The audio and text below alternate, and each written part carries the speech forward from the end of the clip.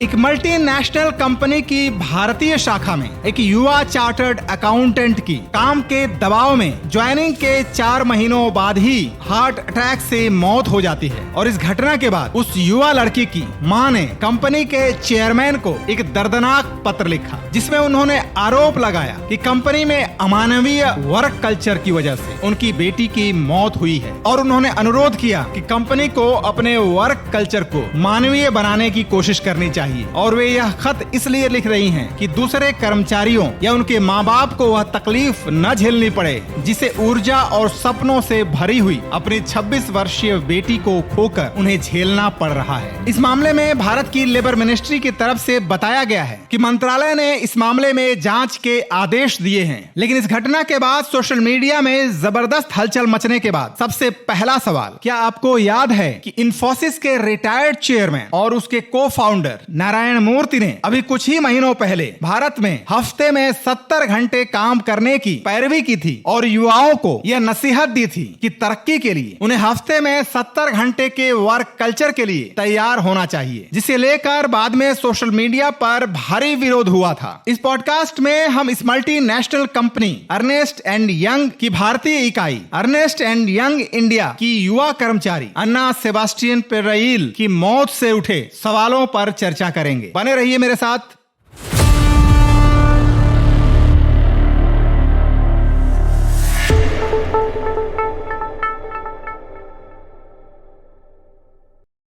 नमस्कार, मैं हूं उपेंद्र कुमार यादव और आगे बढ़ने से पहले एक रिक्वेस्ट। इस चैनल पर आपके साथ मैं देश दुनिया के बदलाव को समझने की कोशिश करता हूं, आपके साथ ज्ञान विज्ञान की नई बातों को शेयर करने की कोशिश करता हूं, लेकिन इसके लिए आपका मेरे साथ बने रहना बेहद जरूरी है। तो प्लीज आगे बढ़ने से पहले इस चैनल को सब्सक्राइब कीजिए।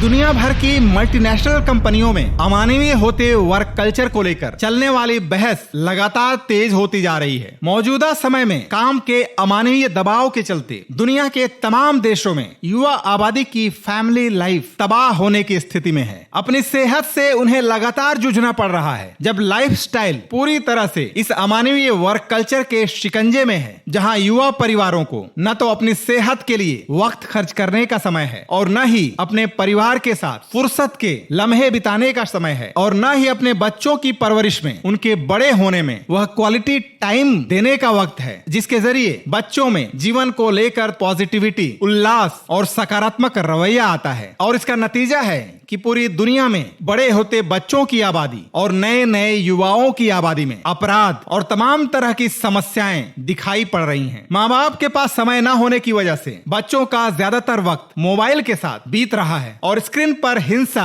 अश्लीलता और तमाम तरह की कंटेंट को देखते हुए बड़े होते बच्चों में न सिर्फ आपराधिक प्रवृत्तियां बढ़ रही हैं, उनमें हर तरह की मानसिक बीमारियों के लक्षण भी लगातार जोर पकड़ रहे हैं। एक ऐसी स्थिति में जब कॉर्पोरेट दुनिया का वर्क कल्चर समाज के लिए एक खतरा बनता जा रहा है और जब दुनिया भर में बड़े बड़े कॉर्पोरेशन के टॉप पोस्ट पर बैठे हुए बिल गेट्स, जैक मा या एलन मस्क जैसे लोग काम के घंटों में कमी लाने की पैरवी करते दिखाई पड़ रहे हैं, वहां भारत में नारायण मूर्ति जैसे व्यक्ति, जिन्हें युवा आबादी का बड़ा हिस्सा प्रेरणा के स्रोत के तौर पर देखता आया था, वे भारत के वर्क कल्चर में दास प्रथा जैसे बदलाव लाने की हिमायत कर रहे हैं। युवाओं के लिए हफ्ते में 70 घंटे काम करने की पैरवी करते हुए दिखाई पड़ रहे थे। ऐसी ही एक मल्टीनेशनल कंपनी की भारतीय इकाई में एक युवा कर्मचारी, जिसने 4 महीने पहले ही अपने सपनों और अरमानों के साथ उस कंपनी को ज्वाइन किया था, उसके अमानवीय वर्क कल्चर की वजह से लाइफस्टाइल की गड़बड़ियों ने उसका जीवन छीन लिया। यह आरोप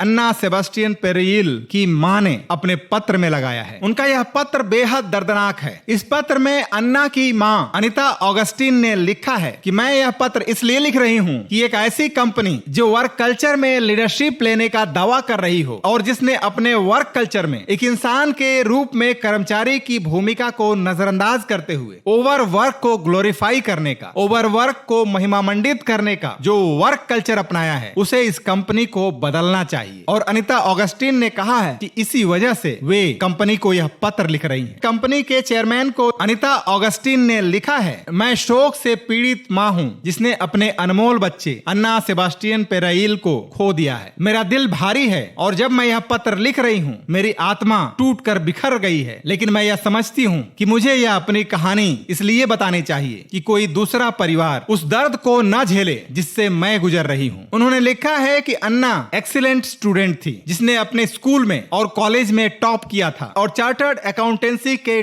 टफ एग्जाम को डिस्टिंक्शन के साथ क्लियर किया था। वे लिखती हैं, अर्नेस्ट एंड यंग अन्ना का पहला जॉब था। ऐसी एक प्रेस्टिजियस कंपनी में नौकरी पाकर वह उत्साह और जोश से भरी हुई थी, लेकिन 4 महीने बाद 20 जुलाई 2024 को मेरी बच्ची कोलैप्स कर गई। जब मुझे यह सूचना मिली कि अन्ना गुजर गई है, वह सिर्फ 26 साल की थी। अनीता ऑगस्टीन ने अपनी बेटी के आखिरी दिनों के बारे में विस्तार से बताया है कि कैसे कंपनी के काम के दबाव में न उसे अपने खाने पीने का ख्याल था न आराम करने का। उन्होंने लिखा है, शनिवार 6 जुलाई को मेरे पति और मैं पुणे पहुंचे थे अन्ना के सीए कॉन्वोकेशन में। पिछले हफ्ते लगातार वह अपने पीजी देर रात 1 बजे लौटती थी और उसके बाद उसने सीने में खिंचाव की शिकायत की थी। हम लोग उसे पुणे के एक अस्पताल में ले गए। उसका ईसीजी नॉर्मल था। कार्डियोलॉजिस्ट ने बताया कि शायद इसकी वजह देर रात खाना खाने और नींद की कमी है। उन्होंने एंटासिड लिखा और इससे हमें लगा कि कोई गंभीर मामला नहीं है। हम कोची से पुणे आए थे, लेकिन हॉस्पिटल से निकलते ही बेटी ने काम पर जाने की जिद की क्योंकि ऑफिस में काम का पहाड़ था और उसे छुट्टी नहीं मिलेगी। अनीता ऑगस्टीन ने लिखा है कि उस रात वह फिर अपने पीजी देर रात को लौटी। 7 जुलाई को रविवार के दिन, अपने कॉन्वोकेशन के दिन, वह सुबह हमसे मिली, लेकिन उस दिन भी दोपहर तक वह घर से काम करती रही थी और हम कॉन्वोकेशन स्थल पर देर से पहुंचे थे। अनीता ऑगस्टीन ने लिखा है कि मेरी बच्ची का बहुत बड़ा सपना था अपनी कमाई से अर्जित पैसे से अपने माँ बाप को अपने कॉन्वोकेशन में ले आना, और इसके लिए अपनी कमाई से उसने हमारे लिए फ्लाइट टिकट बुक की थी। और यह बताते हुए मेरा दिल रो रहा है कि वे दोनों दिन जब हम उसके साथ थे, अपने बच्चे के साथ हम समय नहीं बिता पाए। उन दोनों दिनों में काम के दबाव में मेरी बच्ची कोई भी लम्हा एंजॉय नहीं कर पाई थी। अनीता ऑगस्टीन ने बताया है उनकी बेटी देर रात तक काम करती थी, यहाँ तक कि वीकेंड पर भी उसे सांस लेने की फुर्सत नहीं थी। यहाँ तक कि उनके असिस्टेंट मैनेजर ने उन्हें देर रात को फोन किया था और एक काम दिया था जिसे अगली सुबह तक उसे समाप्त करना था, जबकि वह पहले से ही लगातार काम कर रही थी। न तो शरीर को आराम देने का समय था न सोने का समय था। जब उनकी बेटी ने शिकायत की तो उसे कहा गया कि तुम रात को काम कर सकती हो, यहाँ हम सब लोग ऐसा करते हैं। अनीता ऑगस्टीन लिखती हैं कि उनकी बेटी अन्ना कमरे में थकी हारी लौटती थी और सीधे बेड पर गिर जाती थी। कई बार तो थकान के मारे वह कपड़े तक नहीं बदल पाती थी और ऐसी स्थिति में अचानक फोन पर उसे मैसेज आते थे, तुरंत रिपोर्ट भेजनी है। अनीता ऑगस्टीन ने लिखा है कि उनकी बेटी ने अपने काम में खुद को पूरी तरह से झोंक दिया था। डेडलाइन को पूरा करने में वह बेहद सख्त थी। अपने दिल से वह एक फाइटर थी, एक योद्धा थी और आसानी से हार नहीं मानती थी। हमने उसे जॉब छोड़ने के लिए कहा था, लेकिन उसने कहा था कि वह और सीखना चाहती है, एक्सपोजर चाहती है और इसीलिए इस कंपनी में काम के इस भयंकर दबाव के बावजूद वह अपना काम जारी रखना चाहती है। अनीता ऑगस्टीन ने लिखा है, अर्नेस्ट एंड यंग की तरफ से किसी कर्मचारी ने अन्ना के अंतिम संस्कार में भाग तक नहीं लिया, जिसने एक संस्था को अपना सब कुछ दिया। अपनी आखिरी सांस तक, उसके अंतिम संस्कार तक में कंपनी का कोई कर्मचारी नहीं आया। यह दिल तोड़ने वाली चीज थी। हालांकि कंपनी के तरफ से यह बयान जरूर दिया गया है कि उन्होंने परिवार के पत्र को बेहद गंभीरता और संवेदनशीलता से लिया है और हमें अन्ना सेबास्टियन की इस ट्रेजिक और असमय मौत पर दुख है। लेकिन इस मामले में इस कंपनी का जवाब भले ही संवेदनशील हो, लेकिन सवाल सिर्फ अर्नेस्ट एंड यंग का नहीं है। सवाल पूरे देश की न सिर्फ कॉर्पोरेट कंपनियों में बल्कि मौजूदा स्थिति में राष्ट्रीय बैंकों में या दूसरे सरकारी दफ्तरों तक में काम का जो भयंकर अमानवीय दबाव बढ़ता जा रहा है, जो खतरनाक वर्क कल्चर हर जगह हावी होती जा रही है और जिस तरह से इन्फोसिस के रिटायर्ड चेयरमैन नारायण मूर्ति जैसे लोग इस खतरनाक और अमानवीय वर्क कल्चर को महिमामंडित करते हैं। सवाल दरअसल इस प्रवृत्ति पर उठता है और यहाँ तक कि भारत सरकार के द्वारा जो लेबर रिफॉर्म किया गया है उसमें भी ज्यादा से ज्यादा घंटे काम करने को सहमति मिलती हुई दिखाई पड़ती है। और यही वजह है कि इस कर्मचारी की मौत के बाद सोशल मीडिया मीडिया पर आईटी सेक्टर से लेकर दूसरे तमाम कॉरपोरेट जगत में काम करने वाले युवा कर्मचारियों में विरोध दिखाई पड़ा। सोशल मीडिया पर उन्होंने अपनी तरह तरह की प्रतिक्रियाएं दी और इस अमानवीय वर्क कल्चर की जमकर आलोचना की। इस जबरदस्त विरोध की वजह से ही भारत सरकार के श्रम मंत्रालय को इस मामले का संज्ञान लेना पड़ा और जांच के आदेश देने पड़े। युवाओं ने अपनी अपनी कंपनियों का जिक्र किया है कि किस तरह से उन्हें जहां कॉन्ट्रैक्ट में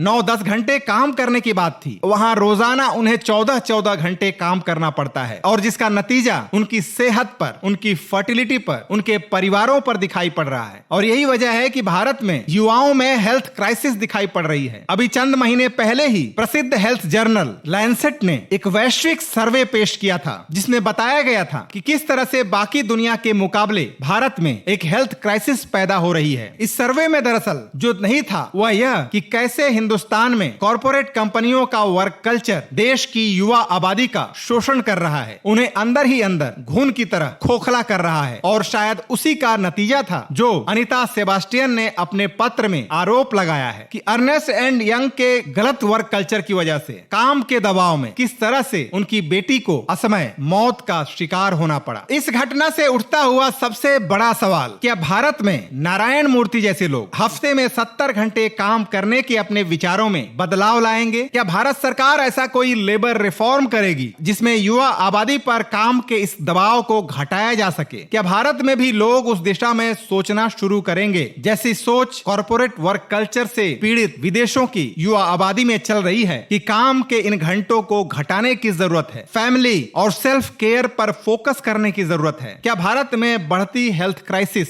खतरनाक वर्क कल्चर, वर्क प्रेशर और वर्क स्ट्रेस से युवाओं की सेहत की बर्बादी, परिवारों की बर्बादी और देश के भविष्य, बच्चों की परवरिश में भयंकर खामियों को दूर करने के लिए मौजूदा वर्क कल्चर को लेकर कोई गंभीर बहस छिड़ सकेगी? कम से कम सपने देखने वाली युवा अन्ना सेबास्टियन की यह असमय मौत, यह सवाल हमारे सामने जरूर खड़ा कर रही है। और ऐसे युवाओं के माँ बाप की तरफ से अनीता ऑगस्टीन का यह पत्र भी, जो माँ बाप काम के दबाव में अपनी बच्चों की सेहत, उनके परिवार को तबाह होते देख रहे हैं और उनके बच्चों को टेलीविजन और मोबाइल के खतरनाक कंटेंट का शिकार होते देख रहे हैं। लेकिन एक ऐसे देश में जहां बेरोजगारी भयंकर मुंह बाए खड़ी है, वहां वर्किंग पॉपुलेशन की, काम करते युवा लड़के लड़कियों के इस भयंकर शोषण पर उठने वाले ये सवाल शायद कोई बड़ा सवाल बनकर नहीं उभर पाएंगे। इस पॉडकास्ट में इतना ही। इस वीडियो को लाइक और शेयर जरूर कीजिएगा और अगर अभी तक इस चैनल को सब्सक्राइब नहीं किया है तो प्लीज सब्सक्राइब कर लीजिए। बने रहिए मेरे साथ। धन्यवाद।